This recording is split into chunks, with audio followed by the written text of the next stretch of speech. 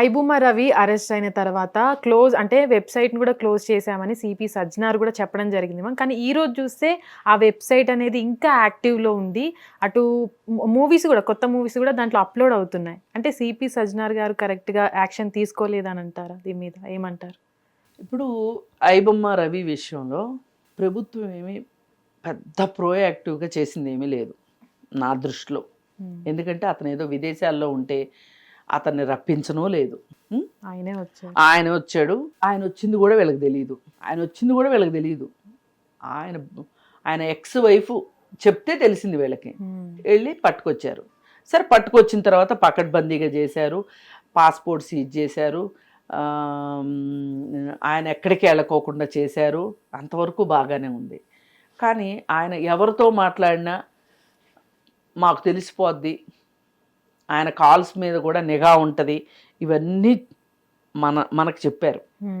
కానీ ఐబొమ్మ రవి తను కాకుండా ఇంకెవరితోనో ఇది నడిపిస్తున్నాడు అనేది ఇప్పుడు తెల్లమైంది. ఇప్పుడు ఏం చేస్తారు? అంటే మొత్తం క్లోజ్ అయిపోయింది, మేమంతా క్లియర్ చేసేసామని కూడా అదే నేను చెప్తున్నా. అంటే వీళ్ళు చెప్పింది చెయ్యలేదు అని అర్థం. లేదు అనుకుంటే ఇంకొకటి తయారయ్యాడు ఈ పేరు పెట్టుకుని అనైనా అనుకోవాలి మనం. ఈ ఐబొమ్మ రవికి డైరెక్ట్గా ఎవరి ద్వారా అన్నా చేయిస్తున్నాడా, లేకపోతే ఇంకెవరన్నా చేస్తున్నారా ఐబొమ్మ పేరుతోటి అనేది క్లారిటీ రావాల్సిన అవసరం ఉంది. ఈ క్లారిటీ పోలీసులే ఇవ్వాలి. ఐబొమ్మ రవి చెయ్యట్లేదు, ఇంకొక అతను ఎవరో చేస్తున్నాడని అతన్ని పట్టుకుని అతన్ని సమాజం ముందు నిలబెడితే గానీ పోలీసులు సరిగా చేసినట్టుగా అది లెక్క.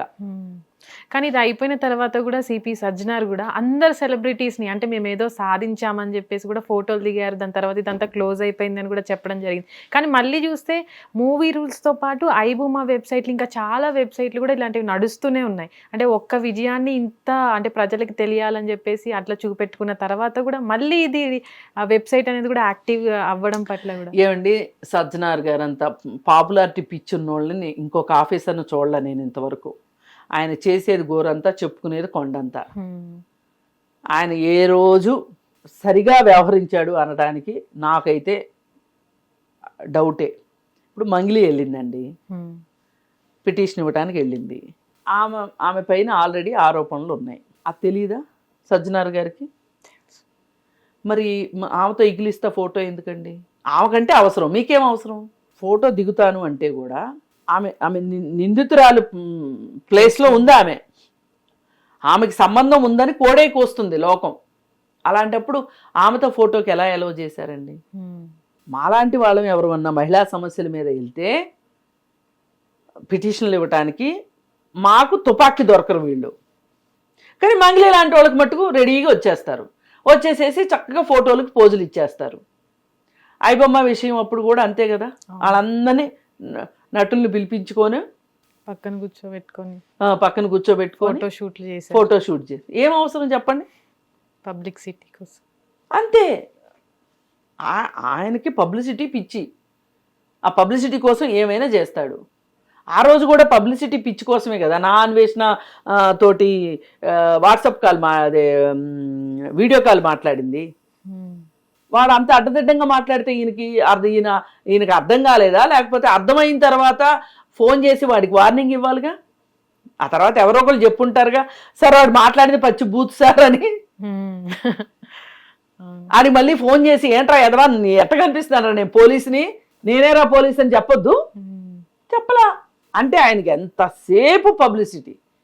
అంటే మనం నా అన్వేషణ గురించి స్వతహాగా నేను కలిసి కొన్ని కంప్లైంట్లు ఉన్నాయి చెప్దాము అని చెప్పి ఒక అమ్మాయి ఐబొమ్మ కాదు నా అన్వేషణ గురించి కొన్ని కంప్లైంట్లు ఉన్నాయి, అతని ద్వారా ఇబ్బందులు పడ్డ బాధితురాలను తీసుకొని వెళ్ళి ఆయనతో మాట్లాడదామని వెళ్తే ఇంటర్వ్యూ లేదు. ఎన్నిసార్లు ఫోన్ చేసినా లేదు ఇంటర్వ్యూ లేదు అన్నారు. పాప అమ్మాయి 3-4 సార్లు వెళ్ళింది కలవటానికి, ఆ అమ్మాయితో మాట్లాడలేదు. మనకు సామాన్యులు కనపడరు, వాళ్ళు ఏ సమస్యతో వచ్చారు. ఒక బిచ్చగత్తి వస్తే కూడా మీరు ఆమెకేం సమస్య ఉందో అని చెప్పి మీరు ఆలోచించాలి. అంటే నేను బిచ్చగత్తలను తక్కువ చేశాను కాదు, అంత కింది స్థాయి వాళ్ళు వస్తే కూడా మీరు వాళ్ళని ఒక పౌరులుగా చూసి వాళ్ళ సమస్య ఏంటో పరిష్కారం చేయాలి. ఆమె బిచ్చగత్తి కంటే ముందు పౌరురాలు, ఆమెకి హక్కు ఉంది. ఎందుకంటే వాళ్ళు సబ్బు కొంటే ట్యాక్స్ కడతారు, తిండి తింటే ట్యాక్స్ కడతారు, అగ్గిపెట్టి కొనుక్కుంటే ట్యాక్స్ కడతారు. వాళ్ళు బట్టలు కొనుక్కుంటారు కదా, బట్టలు కొనుక్కుంటే కూడా ట్యాక్స్లు కడతారు కదా. వాళ్ళకి హక్కు ఉండదా? అది నేను చెప్పేది. వాళ్ళకు కూడా మీరు, వాళ్ళతో కూడా మీరు మాట్లాడాలి, వాళ్ళ సమస్య ఏంటి అని తెలుసుకోవటానికి. Nothing doing. ఆయనకి ఎంతసేపు ఆ పబ్లిసిటీ కావాలి. ఆ పబ్లిసిటీతోనే ఐబొమ్మ రవి విషయం చాలా ఓవర్ పబ్లిసిటీ ఇచ్చుకున్నారు. అందుకే ఇప్పుడు వాడు ఇంకొకరి ద్వారానో వాడి ప్రమేయం లేకుండా జరగదు ఇది. అంటే దీని వెనుక మళ్ళీ రవినే ఉన్నారు అనుకో. అతనే ఉంటాడు. వీళ్ళకి విజిలెన్స్ లేదు. అతని పైన ఎవరైతే అతను ఏం చేస్తున్నాడు, అతని కదలికల్ని నిత్యం పర్యవేక్షిస్తూ ఉండేవాళ్ళు ఉన్నారో వాళ్ళకే ఏదో లంచం ఇచ్చి ఉండొచ్చు కదా. వీళ్ళు చూసి చూడనట్టు పోయారనుకోండి, లేదు అతను కాదు, ఇంకొకళ్ళు వచ్చి ఇంత చేస్తున్నారు అన్నప్పుడు వ్యవస్థల వైఫల్యమే కదా. ఇదైనా వైఫల్యమే, అదైనా వైఫల్యమే. అందుకని పబ్లిసిటీ మానుకొని పని చేస్తే మంచిది. అంటే ఇక్కడ ఐబొమ్మ రవి విషయంలో కావచ్చు, మంగ్లీ విషయంలో కావచ్చు, వీళ్ళు సెలబ్రిటీలు కాబట్టి పక్కన కూర్చోబెట్టుకొని ఫోటో దిగారు. చాలామంది సైబర్ క్రైమ్లో చాలామంది డబ్బులు పోగొట్టుకున్న వాళ్ళు, మోసపోయిన వాళ్ళు, అమ్మాయిలు చాలామంది ఉన్నారు. వాళ్ళకి ఇప్పటివరకు న్యాయం జరిగింది ఎక్కడా లేదు, కంప్లైంట్లు తీసుకున్నది కూడా లేదు. కానీ ఎందుకు సెలబ్రిటీలు తీసుకుంటారు? ఎందుకంటే నంబర్ కోసం కంప్లైంట్లు తీసుకుంటారు, ఎన్ని పరిష్కారం చేశారో చెప్పరు. అవును. అందుకని అదే నేను చెప్తున్నాను కదా, పోలీసులకు కూడా పబ్లిసిటీ పిచ్చి. ఒక మామూలు మనిషి వెళ్ళి ఒక కంప్లైంట్ చేసింది అనుకోండి, దాన్ని పెద్ద పట్టించుకోరు. ఎవరైనా సెలబ్రిటీ వచ్చింది అనుకోండి, ఆహా ఓహో అని చెప్పి చేస్తారు. కానీ ఇప్పటి వరకు మనం చూస్తే ఐబొమ్మ వెబ్సైట్ అనేది ఒక్కదాన్నే పట్టుకోవడం జరిగింది, దాన్నే క్లోజ్ చేశారు. అది కూడా అతను మన స్టేట్ అతను కాబట్టి పట్టుకోవడం జరిగింది, ఇక్కడికి వచ్చారు కాబట్టి. కానీ మూవీ రూల్స్ లాంటి వెబ్సైట్లు కూడా ఇంకా రన్ అవుతూనే ఉన్నాయి. కొత్త మూవీస్ కూడా దాంట్లో upload HD print with print తోటి అప్లోడ్ అవుతూనే ఉన్నాయి. వాటిని ఎందుకు కాన్సన్ట్రేట్ చేయట్లేదు వీళ్ళు అనుకోవచ్చు. అదే తీరికలేదు మాకు, వాళ్ళని క్రాక్ చేయగలిగేంత సామర్థ్యం లేదని చెప్పుకోవాలి. అది కూడా కాకుండా దీనికోసం ఒక స్పెషల్ డిపార్ట్మెంట్ని పెట్టాల్సిన అవసరం ఉంది. ఎందుకంటే మన దేశంలో ఉన్న జనాభాకి సరిపడా పోలీసు లేదు. అంటే వేరే దేశాల్లో ఇంతమంది పౌరులకి ఒక పోలీసు అనేది ఉంటుంది, మన దేశంలో అంత లేదు. కాబట్టి ఏంటంటే మ్యాన్ పవర్ సరిపోదు మనకి. ఇప్పుడు మొన్న ఏదో ఒక విషయం వస్తే మొత్తం మోడీ గారి సభకి మేము తరలించాము, బండి సంజయ్ ఈ ఇష్యూలోనే. అందుకని దీని మీద మేము కాన్సన్ట్రేట్ చేయలేకపోయాము అన్నారు. ఒక ఆడపిల్లకి అన్యాయం జరిగితే అందరు వెళ్ళి మోడీకి కాపలాగా ఉన్నారు.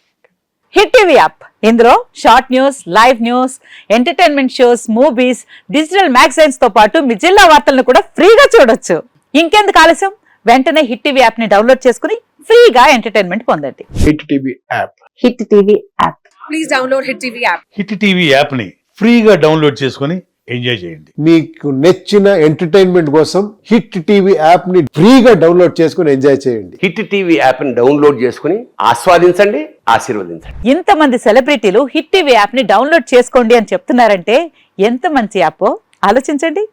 అమెరికా అమెరికా అమెరికా అమెరికాలో చదవాలనుకునే వాళ్ళకి విశ్వసనీయమైన పేరు మన శౌర్య కన్సల్టెన్సీ. UK లో 1 year masters, UK లో 1 year masters, 2 years work permit up to 5 years visa. Contact Saurya Consultancy. Contact 89851 89851.